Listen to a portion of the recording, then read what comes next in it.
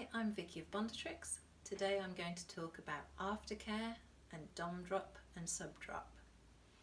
If you play with BDSM, you're playing with a lot of intense emotions, feelings and physical experiences.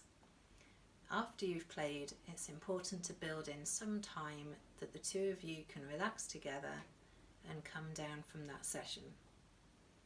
If you've been playing as the submissive, then you might find that you feel a bit dozy, relaxed, spacey, not quite yourself, not quite with it.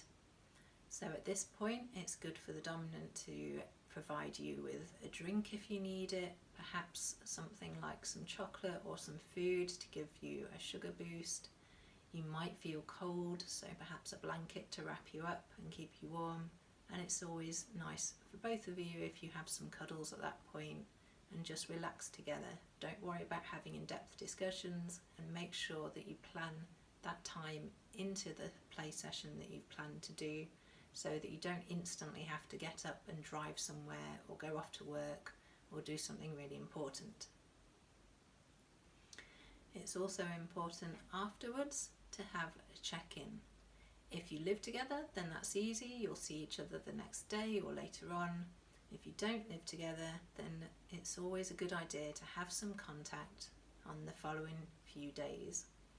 So swap phone numbers if you've met out at a club, or if you know each other as friends, then just get in touch with each other. Send some messages or have a phone call or meet up for a coffee the next day, just so you can check that you both had a good time, that you're feeling positive about things and that you both enjoyed the experience. If you don't do this, then it's quite often that the dom and the sub can get drop. So drop is just feeling a bit down, a bit dispirited, worrying about whether the other person had a good time, worrying about whether you're a bit of a weirdo because you enjoyed these things. And if you chat to the other person, then generally that helps a lot with it.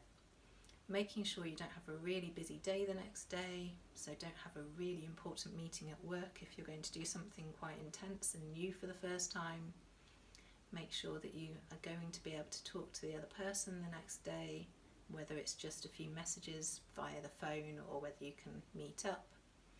But just giving each other some reassurance that you've enjoyed yourselves, that you've had some fun, that you were two consenting adults doing something that you wanted to do, will make a lot of those feelings go away. And making sure, if you're the submissive particularly, that you look after yourself the next day, eat well, get some sleep. If you have been playing with BDSM implements and you've got some bruises or it's caused some pain, then your body will be physically healing.